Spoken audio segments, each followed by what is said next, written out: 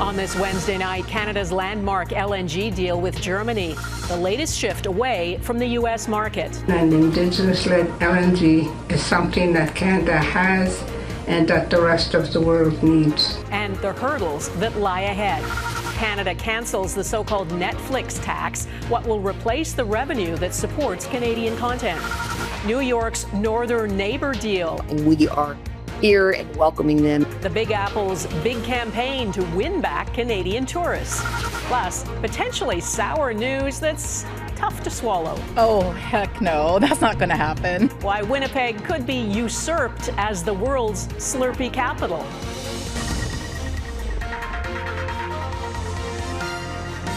Global National with Donna Friesen. Good evening and thanks for joining us. There is sad news about the 11-year-old boy who went missing in Calgary nearly 2 weeks ago. Police say they found the body of a small boy this afternoon and believe it to be Parker, who had autism and was nonverbal. He disappeared from his day home on July 16th, and an exhaustive search had been conducted for days. Police say the body was located after a tip yesterday from a member of the public who found a shoe Parker was last known to be wearing. It is believed Parker entered into a deep culvert on the west side of Deerfoot Trail, where he travelled into a network of pipes that crossed under Deerfoot Trail. His body was found in a small pipe on the east side of Deerfoot Trail. Police say based on all the information they've gathered, foul play was not involved. The boy's cause of death will be released after an autopsy. His family has been informed and are asking for privacy. There's another sign tonight. Canada is expanding trade beyond the United States. A state-owned German energy company has agreed to a long-term contract to buy liquefied natural gas from a plant on British Columbia's north coast, the first such deal with a European buyer. The plant hasn't been built yet and will cost billions, but this deal with Germany is considered a milestone that will help get it off the ground. It's already been designated by the federal government as a project of national interest, meaning the facility's approval process will be fast-tracked. Sarah MacDonald reports. With the stroke of a pen in Germany early Wednesday, a new path for Canadian energy supply was set, along with new potential for transatlantic trade. This is a significant achievement for British Columbia for an industry that didn't exist just a few years ago. The landmark deal between Niska Nation's Silissim's LNG and German energy firm Uniper, locking in a 20-year supply agreement for liquefied natural gas, signaling a shift away from exports to the United States for Canadian suppliers and decreased reliance on Russia for European energy. Reliable, low-emission and Indigenous-led LNG is something that Canada has and that the rest of the world needs. The $30 billion Indigenous-led project committing to supplying some 2 million tons of LNG on an annual basis to be drawn out of northeastern BC, processed on the west coast, and shipped across the Atlantic. Prime Minister Mark Carney pressed in Alberta on whether he'd use Canadian energy exports as a bargaining chip in negotiations with the United States. I'm not going to be drawn on what we're going to do. We're going to focus now on building towards an agreement. While the agreement is binding, it is still largely a blueprint. The project already facing legal challenges on its environmental impact. And then there's the infrastructure that needs to be built. A floating export facility, a cross-province pipeline, and a power grid expansion. In any project, when you're talking about a project that runs into the tens of billions of dollars, that involves a significant new pipeline, there will be impacts. With a final investment decision expected by early next year and an ultimate goal of shipments in motion by 2032. Sarah MacDonald, Global News, Vancouver. It appears the federal government is backing away from a policy to make American streaming services such as Netflix pay a share of the revenue they generate in Canada to support Canadian content. Court documents suggest public money will now replace those private contributions. Jillian Piper explains what we know about why this is changing. Jillian. Donna, the Canadian government is planning to axe another U.S. trade irritant, reigniting concerns that Ottawa may be giving up too much in the trade war. An online streaming act where they wanted to force American companies to fund Canadian companies. After U.S. outcry, Ottawa seems to be moving forward with its previously announced changes to the Online Streaming Act. In this letter, the Attorney General's office says the federal government intends to eliminate a requirement for online streaming services to spend 15% of their Canadian revenues towards funding Canadian content, and will instead replace those contributions with taxpayer money. We took the judgment there was a better way to do it, made the investment in culture, and we'll give the direction accordingly. But the Canadian Broadcasting Association told Global News it has still not seen a substantive policy from the government. What was in the letter doesn't purely reflect what we've been hearing from government in terms of what their intention is in the long term. Mark Carney dismissing concerns that the pivot is caving to U.S. demands. Can you say what we're getting in return from the U.S. right now in terms of the trade negotiations? We have these lists of things that are happening right now. The best trade deal in the world right now. But the NDP disagrees and is calling on Ottawa to reverse the decision. The Prime Minister is not getting us a better deal by doing this. We're simply losing the bargaining chips that we have. Carney has already made several concessions, including dropping most counter tariffs, scrapping the digital services tax, and splitting Gordie Howe Bridge revenues with the U.S., despite Canada footing all construction costs. But that has not been enough, with Donald Trump still threatening another 50% tariff next month. Canada-U.S. Trade Minister Dominic LeBlanc met with his counterpart in Washington this week, but there has been no public movement on free trade negotiations, with the Prime Minister saying Wednesday that everybody wants to do more with Canada, except the United States. Donna? Okay, Jillian Piper in Ottawa, thanks. The federal government plans to replace 45 of Via Rail's aging diesel locomotives with hybrid ones from a Swiss manufacturer. These new Via Rail locomotives will strengthen service on long-distance, rural, and remote routes. Together, they will provide Canadians with a stronger, more complete, and modern passenger rail network. The locomotives will cost $1.6 billion and will replace the existing fleet, except for the Windsor-Quebec corridor, where a new high-speed rail line is being planned. The first 9 will be built in Europe, and once Canadian workers learn the manufacturing process, the rest will be built in Montreal, where another $357 million will be spent to build an assembly and maintenance facility.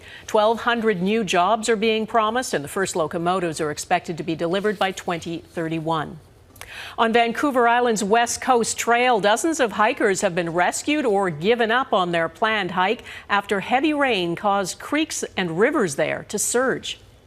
Everyone that arrived at our place was soaking wet, right? Everything in their bag soaked right through, sleeping bags, all their spare clothes, everything. We evacuated 70 people over 3 days, and Parks Canada themselves have a number on top of that they had to do boat rescues and helicopter rescues. Parks Canada says parts of the trail are impassable, and anyone planning to begin the hike is strongly advised to delay their trip until conditions improve. Parts of Alberta have also been dealing with extremely wet weather. Thunderstorms like this one have been sweeping through Edmonton almost daily, toppling trees and setting a new record for summer rainfall. More than 530 millimeters has already fallen in June and July, smashing the previous record of 417 millimeters set back in 1953. As Heather Urix-West explains, the cleanup is proving to be more than the city can handle alone. The summer in Edmonton has been a wild ride. It was like sheet rain, so much windier than I've ever experienced. There was moments where I thought for sure the stage was just going to come down. It was a lot. It was intense. Amy McBain was among the more than 30,000 left to shelter at Commonwealth Stadium last weekend after a powerful thunderstorm brought the Post Malone concert to an abrupt end. Just 2 days later, this is so bad. She was caught in another flash flood. I've got friends whose basements are flooded every time it rains at this point. Our city can't really handle any more water. It is the wettest summer we've ever had on record. We've seen localized flooding, we've seen damage, we've seen washouts, holes opening up. It's just been a mess. The severe weather has damaged trees like this one across the city, and we're not talking about a handful of events. In the last 58 days, Edmonton has experienced 35 thunderstorms, and summer is far from done. Edmonton has always had our back, and we have theirs. Calgary's mayor taking to social media to say his city will send additional tree specialists to help with the cleanup. The city of Edmonton pegging damage in the tens of millions. This is my first experience at an evacuation, let alone two. Known for its summer festivals, organizers in the city have scrambled to adapt. Taste of Edmonton, one of several events forced to enact emergency protocols, with others canceling big draw acts like comedian Matt Rife and Kesha at the 11th hour. You're dealing with the lives of 8,000 or 20,000 or 100,000 Edmontonians. We want to make sure that everybody is safe. A wet, wild, bummer summer Edmontonians will be talking about for years to come. Heather Yurex, West Global News, Edmonton. The fourth heat wave of the summer has enveloped Western Europe, and firefighters in France and Spain are entering a precarious period. The searing heat and strong winds will only make what was already a massive challenge even more complex, as Mike Armstrong reports. It's becoming a battle of endurance. France is throwing everything it has at what is now the country's biggest wildfire in modern history. Commander Mathieu Jomain says about 2,200 firefighters are on the ground. Basically everyone possible has been mobilized. Add to that crews from neighboring countries, soldiers, pilots, and volunteers. Civilians are turning up to hose down hotspots. Even in areas where the main fire has passed, some spots continue to smolder. Flavien Dubuc says they're trying to do smaller jobs so firefighters can focus on the bigger fires. Sylvain Bureau spent the day at a lake filling tanks for firefighters and civilians. He was at home and said he had to help. Everyone here, he says, had the same instinct. In France, the Gironde region west of Bordeaux has been the hardest hit. Wildfires have burned more than 400 square kilometers and forced more than 200,000 people from their homes. In neighboring Spain, its main wildfire outside Madrid has forced more than 60,000 people out. The Spanish Prime Minister says there are 10 active wildfires. In one case, a fire that had been under control reignited due to weather conditions. On top of heat and wind, authorities are also having to battle fatigue. The Spanish Air Force released these images Wednesday showing the fight from the air. Pilots executing the same maneuvers over and over, day after day. This pilot says he can't stop being shocked. Witnessing the devastation, he says, has been emotionally draining. Mike Armstrong, Global News, Montreal. In Japan, rescue teams are hoping some of the people missing after yesterday's earthquake may still be alive. At least 18 people are known to have died in the magnitude 6.8 quake on the southern island of Kyushu. Since then, there have been at least 100 aftershocks. And even in a country prepared for earthquakes, what's happened is unnerving. Redmond Shannon explains. Police body cam footage shows the level of damage inside Aeon Mall in Kashima. It is about 10 kilometers from the epicenter, but this damage was caused almost an hour after the earthquake struck in an explosion that ripped through part of the building. Rescuers believe a handful of people may still be under the rubble. At least 3 of the 8 people they have rescued or recovered have died. The president of the company that owns the mall apologized at a news conference. He said a gas explosion appears the most likely cause after reports of a gas smell after the earthquake. At least 5 more people died at this paper factory where rescue teams are working in a heat wave. Japanese Prime Minister Sanae Takaichi says it is a race against time, but she will mobilize all resources to reach those who are trapped. Help is arriving too for evacuees in the form of hundreds of air conditioners for shelters. About 250,000 people are subject to evacuation orders as more than 100 smaller aftershocks hit the region. This man said he was somewhat prepared because of the previous earthquake in the area 10 years ago, but he said once it actually happens, things don't always go to plan. The relatively low death toll for a strong earthquake is, however, a testament to Japan's preparedness against the brutal power of Mother Nature. Redmond Shannon, Global News, London. America's former top doctor in the hot seat. Coming up, how U.S. lawmakers grilled Anthony Fauci and how he chose to respond.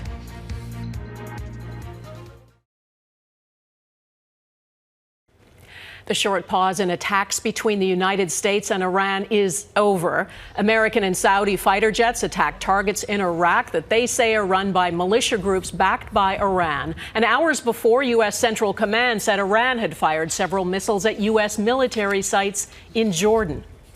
We had 5 rockets shot going 8,500 miles an hour, and all 5 rockets were knocked down to the ground. But they nevertheless took a shot, so it's our turn. President Trump now claims the U.S. military will hit Iran very hard, as he puts it. A U.S.-owned gas storage tanker was also hit by drones at a port in Egypt, expanding the conflict to that country for the first time. Trump didn't explicitly blame that attack on Iran, but said it's more of the same and that it will be straightened out.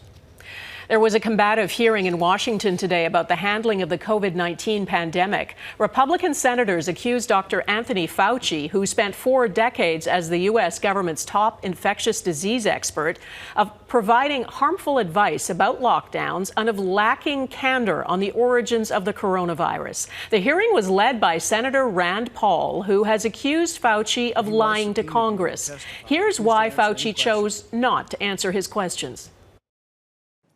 Given Senator Paul's obvious obsession with calling for my prosecution, his repeated slanderous comments about me, and recently his publicly releasing my unredacted personal diary aimed at embarrassing and intimidating me, the only conclusion I can reach is that the sole reason he is calling me before this committee is to get me to say something, anything, that could vindicate his repeated public pledges that I end up, in his words, quote, behind bars. Fauci invoked the Fifth Amendment more than 100 times, fearing his answers could be used against him. It's against the law to obstruct an investigation of Congress. There will be repercussions to your refusal to testify today. Please come back ahead. New York City's plea to Canadian tourists.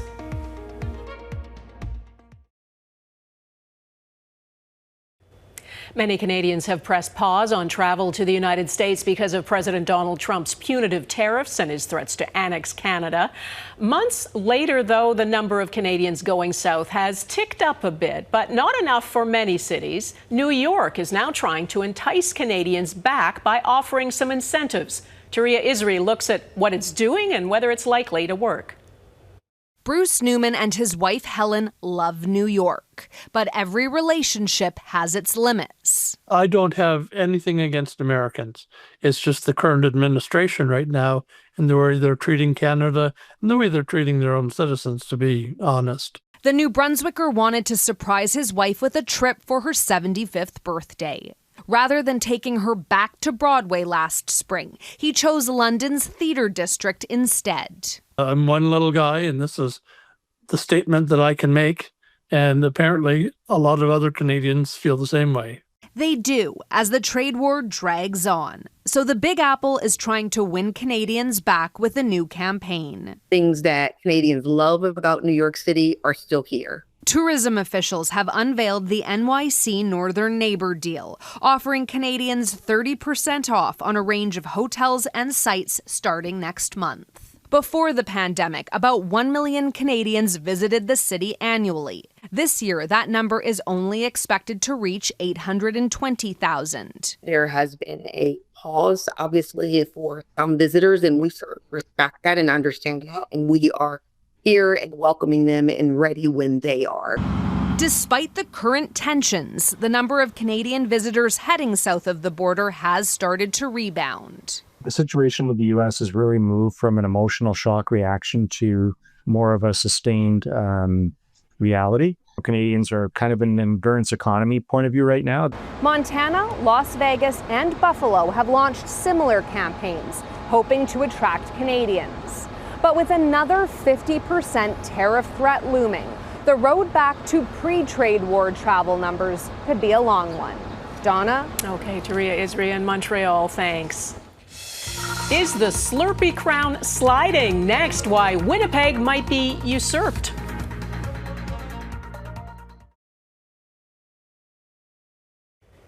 One of Canada's youngest hockey superstars will soon be the world's highest paid NHL player. Macklin Celebrini from North Vancouver has signed a 5-year, $94 million contract extension with the San Jose Sharks. That's an average of $18.8 million a season, the richest in NHL history. Celebrini is just 20 years old. The deal kicks in when his rookie contract expires next year. It's an icy cold drink that's become a kind of cultural symbol, a point of pride for Winnipeggers. They're popular in summer, and even in freezing cold winters, people still stop in at the 7-Eleven for a Slurpee. So much so, Winnipeg has long been known as the Slurpee capital of the world. But now the crown is slipping. Melissa Ridgen explains why. And we've done it!